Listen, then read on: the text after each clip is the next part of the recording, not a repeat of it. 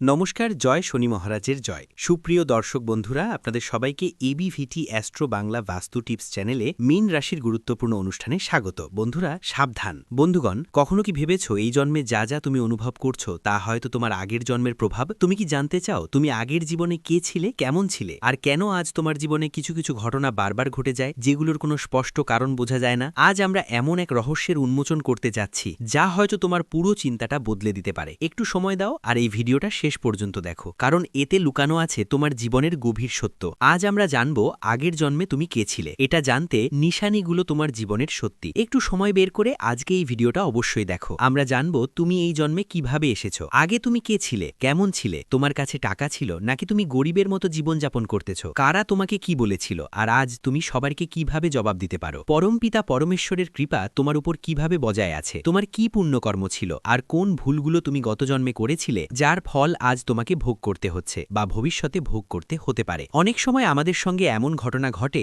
যা বুঝেও তা কঠিন। কেউ বিনা কারণ ছাড়াই শত্রু হয়ে যায়, আবার কেউ সাহায্য করে, কেউ প্রচুর টাকা পায়, আর কেউ পরিশ্রম সত্ত্বেও হাত খালি থাকে। কখনো কি মনে হয়েছে কিছু কিছু ঘটনা তোমার জীবনে বারবার ঘটছে, যেন কেন কোনো পুরনো গল্প যা অসম্পূর্ণ থেকে গেছে? বন্ধুরা, এই সবকিছু তোমার আগের জন্মের সঙ্গে জড়িত থাকতে পারে। হতে পারে তুমি সেই জীবনেই বড় কোনো তপস্যা করেছিলে, কোনো পুণ্য কাজ করেছিলে, বা এমন কিছু ভুল করেছিলে যে আজ তোমাকে শিক্ষা দিচ্ছে। তুমি জানো কি এই অজানা যন্ত্রণা, এই বারবারের সংগ্রাম সবই কোথাও না কোথাও কোনো অন্য জন্মে করা কর্মের ফল নয়? হয়তো এই জন্মে তোমাকে সুযোগ দেওয়া হয়েছে সেটা ঠিক করার, বুঝার আর নিজের পরিচয় পাওয়ার। পরম পিতা পরমেশ্বরের অনুগ্রহ এত সহজে মেলে না। এর পেছনে লুকিয়ে থাকে তোমার আত্মিক চেষ্টা, তোমার সচেতনতা, তোমার নিয়ত আর তোমার কর্ম। যারা আজ তোমাকে দুর্বল মনে করে, যারা তোমাকে উপেক্ষা করেছে, হয়তো একসময় তুমি অনেক উঁচু পদে ছিলে। যদি তুমি নিজের জীবনের সত্যটা বুঝে নিতে পারো, তাহলে হয়তো সেই সময় আবার ফিরে আসতে পারে। তো চলো এই রহস্যময় যাত্রা শুরু করি, নিজের সাথে জানার জন্য, নিজের জীবনের স্তরগুলো খুলে দেখার জন্য। আপনি আগে কে ছিলেন,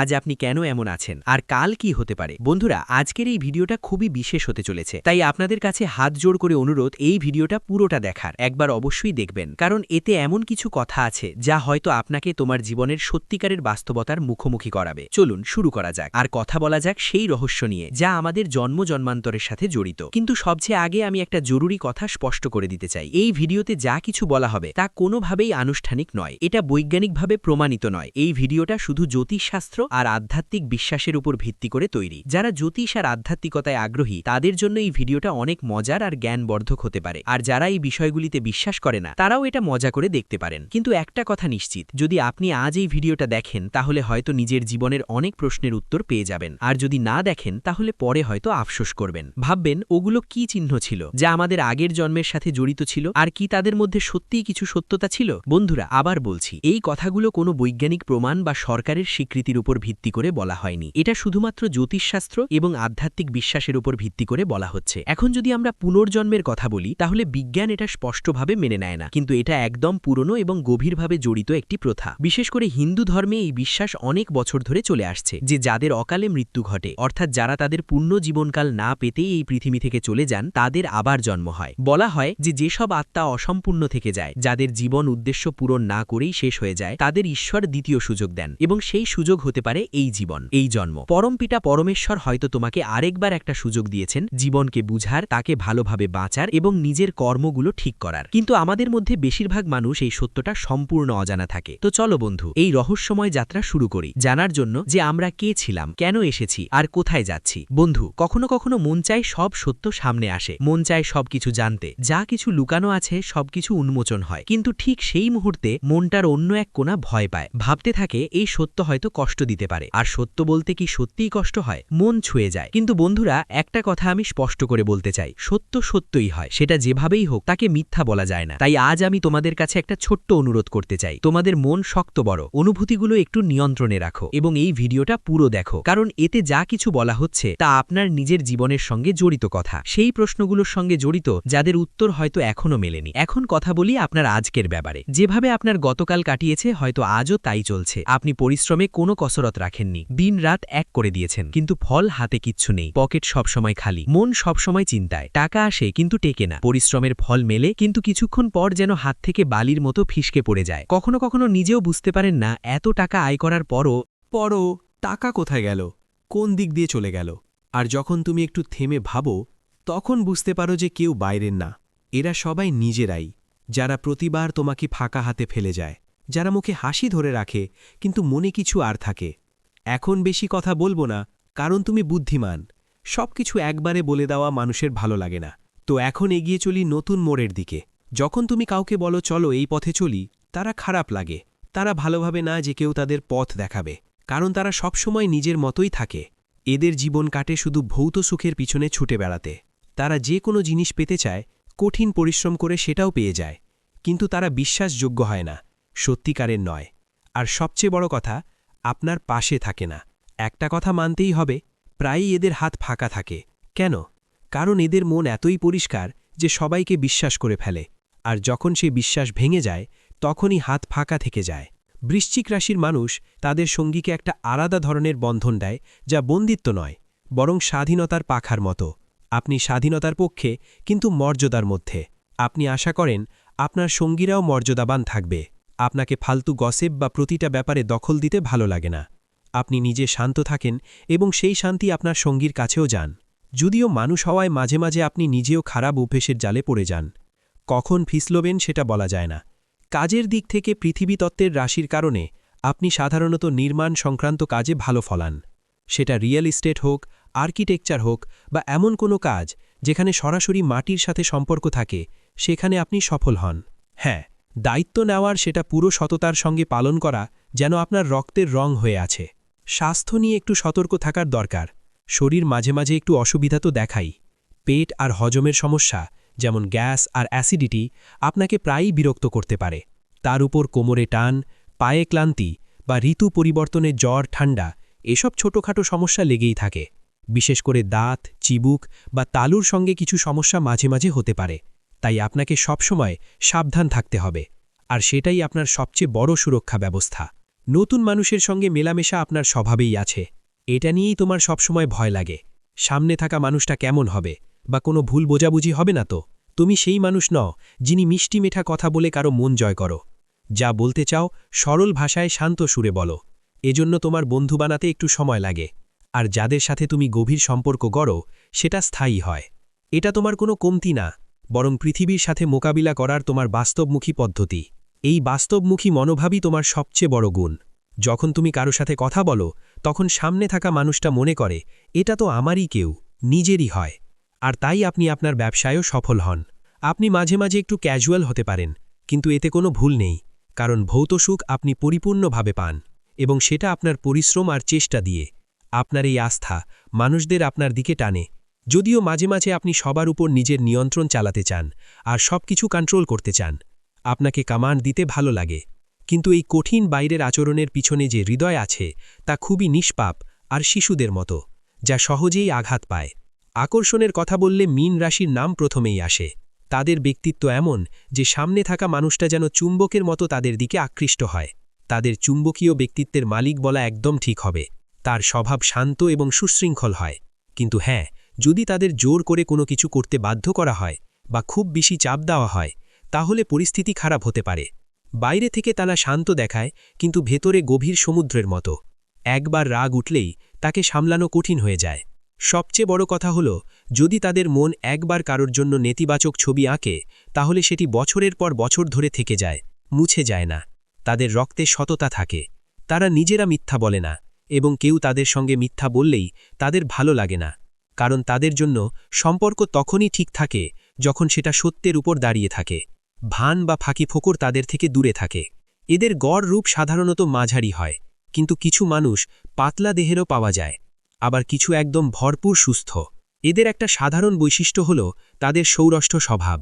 নাক একদম তির্যক কাটা এবং মুখের গঠন খুবই আকর্ষণীয় হয়, কিন্তু সবচেয়ে বেশি নজর কাড়ে তাদের চোখ। বড়, ঝকঝকে, গভীর, এবং বলা যায় ভাগ্যশালী তো হয়ই, কিন্তু যা পায় তারা নিজেরাই অর্জন করে। তাদের সবকিছু প্লেটে তুলে দেওয়া হয় না, পরিশ্রম করে, লড়াই করে, তারপর গিয়ে সাফল্য তাদের পা ছুঁয়ে নেয়। বৈবাহিক জীবন, কে বন্ধু কে শত্রু। এখন যেহেতু আমরা তোমার স্বভাব আর ব্যক্তিত্ব নিয়ে এত গভীরভাবে আলোচনা করেছি, চলো তোমার উন্নতির পথে কে পাশে থাকে আর কার থেকে দূরেই থাকা ভালো সেটা জেনে নিই। বৃশ্চিক রাশির মানুষের বৈবাহিক জীবনে সাধারণত বড় কোনো বাধা আসে না, তবে সবকিছু নির্ভর করে তোমার ভাগ্য আর আচরণের উপর। প্রায়ই দেখা যায় যে তাদের বিবাহিত জীবন মাঝারি ধরনের হয়, না খুব চমৎকার, না খুব খারাপ, মোটামুটি ভালোই চলে।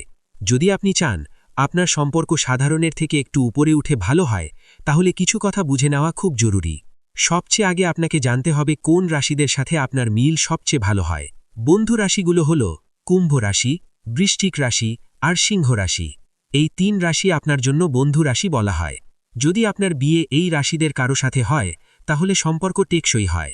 আপনারা দুজনের মধ্যেই ভালো সমঝোতা হয় এবং একে অপরকে বুঝতেও সহজ হয়। এই সম্পর্কটা সবসময় মিষ্টি থাকে, আর এটা তোমাকে জীবনে সাফল্যও দেয়। শত্রু রাশিগুলো যেগুলো থেকে সাবধান থাকতে হবে, এখন আমরা সেই রাশিগুলোর কথা বলবো যেগুলো থেকে বৃশ্চিক রাশির মানুষদের একটু সাবধান থাকা উচিত। ধনু রাশি, বৃষ আর মেষ রাশি, এই ৩ রাশি মীন জাতকদের জন্য একটু কঠিন ধরা হয়। এইসব রাশির সঙ্গে সম্পর্ক হয়তো হয়, কিন্তু তাতে অনেক ওঠাপড়া থাকে। এই সম্পর্কগুলোতে ঠকানোর সম্ভাবনা থাকে, বা বললে ভালো হয়, একে অপরকে বুঝতে কঠিন হয়ে যায়। প্রায়ই ঝগড়া, মনোমোটাপো থাকে আর ভুল বোঝাবুঝির পরিধি বাড়ে। যদি এই রাশির সঙ্গে বিয়ে হয়, বুঝে নাও যে মিল মিশ্রণের অভাব, চিন্তার দ্বন্দ্ব আর একে অপরের প্রতি আবেগের দূরত্ব আসবেই। তবে একটা কথা বলতে হয়, বৃষ রাশির মানুষ একবার কারোর সঙ্গে বন্ধুত্ব বা সম্পর্ক গড়ে তুললে, সেটা ফুলে ভরা হোক বা কাঁটায়, তারা তা অবশ্যই ধরে রাখে। তারা পেছনে সরে যায় না। যতই সমস্যা আসুক, তারা তাদের জীবনসঙ্গীর সঙ্গে থাকে। ভাবত, শত্রু রাশির সঙ্গে বিয়ে হলেও যদি সম্পর্ক টিকে থাকে, তাহলে সেই সম্পর্ক চালানোতে মীন রাশির মানুষ কতটা চেষ্টা করে।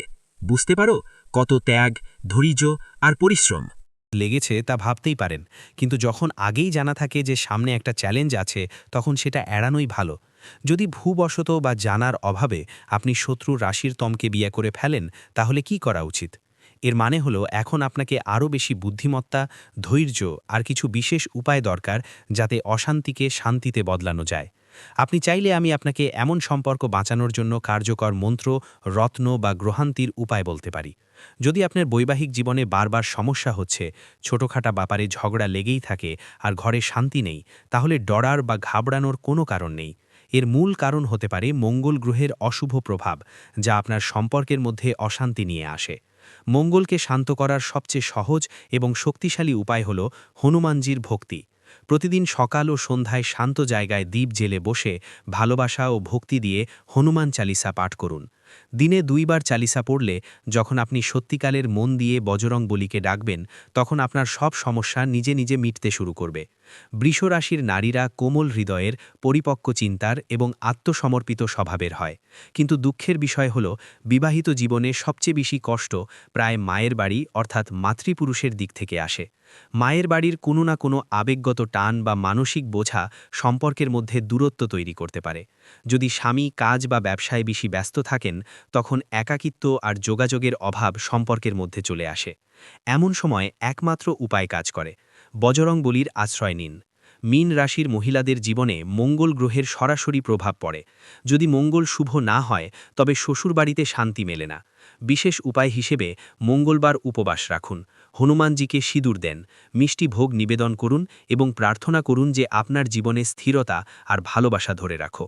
তুমি যদি মীন রাশির মেয়ে হও, তাহলে তোমার শাশুড়িকে বোঝা সহজ হবে না। তাদের স্বভাব একদম 50-50। কখনো তারা তোমার সবচেয়ে বড় সমর্থক মনে হবে, তো কখনো মনে হবে সবকিছু তোমার বিরুদ্ধে চলছে। তোমার জন্য দরকার আবেগ নয়, বরং বুদ্ধিমত্তাকে গুরুত্ব দেওয়া। মঙ্গলবারের টোটকা হিসেবে মঙ্গলবারে মিষ্টি তৈরি করে শাশুড়িকে খাওয়াও। এই টোটকাটা ছোট হলেও এর প্রভাব বড়। কাঁচ থেকে দূরে থাকো। তাদের কোনো কাচের জিনিস যেমন বাটি, গ্লাস বা শোপিস উপহার দিও না, কারণ কাঁচ ভাঙে এবং সম্পর্কেও ফাটল পড়তে পারে। এখন আসি সেই বিষয়টায় যার অপেক্ষায় সবচেয়ে বেশি থাকে, তোমার ভাগ্য বদলানোর কারণ: পৃথিবীর উপাদান। মীন রাশি পৃথিবীর উপাদানের রাশি। তাদের স্থিরতা, মজবুত ও দৃঢ়তা দেয়। এই রাশির স্বামীগ্রহ শুক্র অর্থাৎ ভিনাস, যার তোমার জীবনে গভীর প্রভাব থাকে। এটা তোমাকে বুদ্ধিদীপ্ত, ভালো কথা বলার ক্ষমতা সম্পন্ন করে তোলে। ইতিবাচক দিক থেকে বৃষ রাশির মানুষরা শুধু ধনীই নয়, সুন্দরী, সাহসী এবং আত্মবিশ্বাসে ভরপুর হয়। তাদের দেহ গঠন আকর্ষণীয় হয়, আর ওদের আত্মবিশ্বাস মানুষকে আকর্ষণ করে। নেতিবাচক দিক হল দুর্বলতা। কোনো রাশিরই দুর্বলতা ছাড়া পূর্ণতা নেই। মীন রাশির সবচেয়ে বড় নেতিবাচক দিক হল ওদের জেদি স্বভাব আর মাঝে মাঝে রেগে যাওয়া। যখন ওদের মনের একটা কথা বসে যায়, সেটা সরানো সহজ হয় না। সফল হওয়ার জন্য বলবো, নিজের জেদ আর রাগ কন্ট্রোল করা খুবই জরুরি।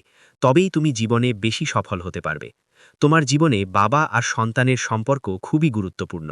এই সম্পর্ক শুধু কাছাকাছি থাকা নয়, বরং তোমার ভাগ্যকেও শক্তিশালী করে।